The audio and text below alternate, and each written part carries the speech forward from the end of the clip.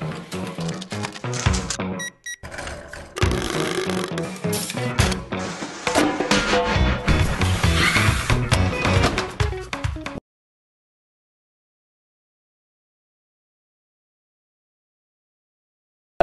I'm John Paul and I'm here at Rimmer Brothers today to fit the rear disc and pads on this Range Rover L322.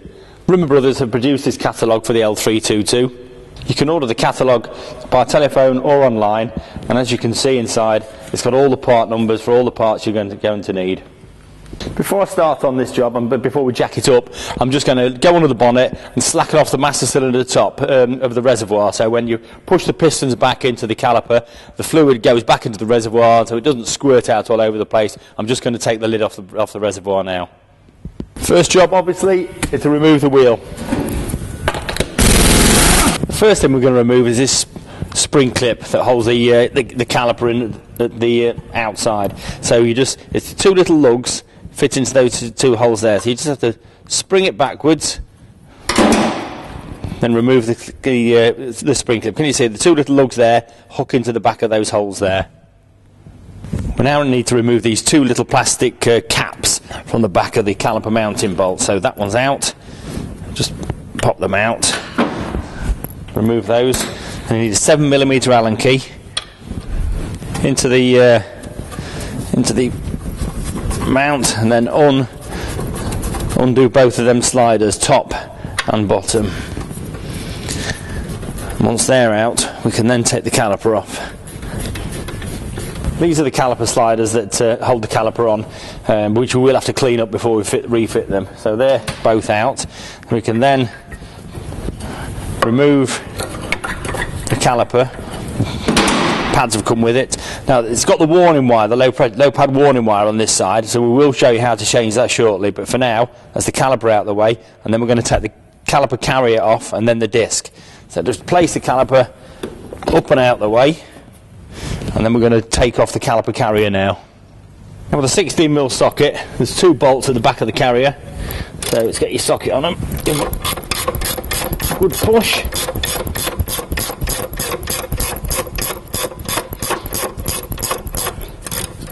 And once they're both removed, the carrier can be taken off.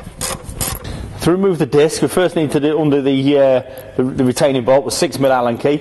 So we just need to get that, spin that all the way out. Now we need to unadjust the handbrake shoes, which are inside the disc. Now there's a little hole there. You might need a little torch. If you look through the hole, turn the disc round until you can see the knurled adjuster inside. We'll show the adjuster properly once the disc's out of the way. I've unadjusted the handbrake adjuster so the shoes aren't going to get caught on the rust ring on the inside of the disc. So then we just with a tap to slacken the off, and we'll take the disc off. And you can see inside where the handbrake shoes run how rusty it is. And we'll reposition this shot in a moment so you can see the adjuster underneath. Here you can see the handbrake adjuster, with the knurled nut where you would put a screwdriver in it to turn it either way, to slacken it or adjust it up. Now it's just got a screw thread inside there, so as you wind that knurled nut, it just goes out to adjust it in, and obviously in to adjust it off. These are the new parts we're fitting today. Obviously there's your brake pads, new disc retaining bolt, and a set of discs. It's always advisable to just give them a quick clean down with some brake cleaner, both sides and inside where the handbrake shoes fit as well. So we give them all a good clean, then we're ready to fit. If at this stage you are going to change the handbrake shoes, if you refer to the previous video on the Rimmer Brothers channel, then you'll be able to see exactly how we've done those. I'm now going to fit the new disc, so obviously make sure you get the retaining hole in the right position for the bolt hole. Then put a bit of copper grease on the retaining bolt, pop it back in and tighten it up, and then we're going to readjust those handbrake shoes at this stage. So we're just going to pop a screwdriver in to get the adjuster, wind it up till it goes tight so you can't move the disc, and then unadjust just a couple of little turns. Just get a screwdriver into the wheel nuts, give it a spin, make sure it's not binding, Everything feels okay. So that's that job done. So now I'm going to get the caliper carrier, clean it up with a file, and then we're going to refit it. This is where the brake pads sit and slide in the carrier, so we need to make sure that they're clean. So that one's already done. Spin it around the other side, get your file, just clean all the area up where the pads are going to run, and then we can refit it back to the hub. I'm going to refit the carrier now. So I've cleaned up the bolts, put a bit of copper grease on. So we're just going to slide it in there, if you can just see.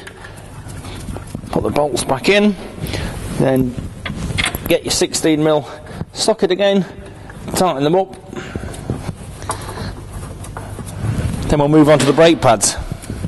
Right hand rear inner pad has the sensor for the low pad warning light in the cab fitted, so we need to remove that.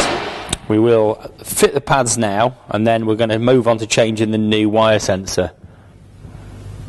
Here's the piston and into the caliper. Now it's got a rubber dust cover around there, so you have to inspect it to make sure that the dust cover is still intact and not damaged, and then we have to push the piston back in. Now I'm just using a pair of grips. Just be careful not to split the boot, and push the piston all the way back till it's like that. Then the inner pad has a spring clip on the back which sits inside the piston, so you just need to pop it in there and just fit the pad in there like that. And now I'm going to get the new warning wire and just pop it in the back of the caliper into that pad. Then we can put the outside pad in and fit the caliper back on. Just use a bit of copper grease on the pads where they slide. So if you fit that pad in there, then you can refit the caliper, and then we can fit the caliper sliders. I mean, there you want to be nice and clean like that, and just smear a bit of copper grease on them, and then pop them in the back. Then use your Allen key to tighten both of those back up. Just be careful when you start them. The threads can be a little bit difficult to get started, so just be a little bit careful when you're starting those threads. And that's it. We'll get the Allen key in, get them started, tighten them up, and then we're going to reroute the warning wire. With the caliper bolted in place, I've replaced both of those plastic clips in the back of the caliper sliders, and I'm just going to replace the spring clip. So just plonk it in back there, and just make sure the two little lugs click in place. That's done. And now I'm going to route the wire for the warning sensor through behind the wing cover. So I'm going to take the wing cover off now. The junction box for the warning wire is behind the wheel arch cover, so you will have to just remove a few little screws, some 10mm ones and some 8mm ones, and a couple of little clips in the corners. Take them out, and then just persevere and take out the wheel arch cover. I mean, you can just reach underneath and get it if you want, but for us to show you how to do it properly, we've taken out the cover. It is a bit of a pain, to be honest. And this is the box where the warning wire is, and it's in there now. So we just have to reroute it in exactly the same way as the old one, and then we'll clip it in. So that's a new sensor wire, all rerouted, plugged in. I'm going to replace the wheel arch cover, put the wheel back on, and then we're going to do the other side. The other side is pretty much identical to this, but it doesn't have a warning wire, so it's just same as that. Wheel back on, road test.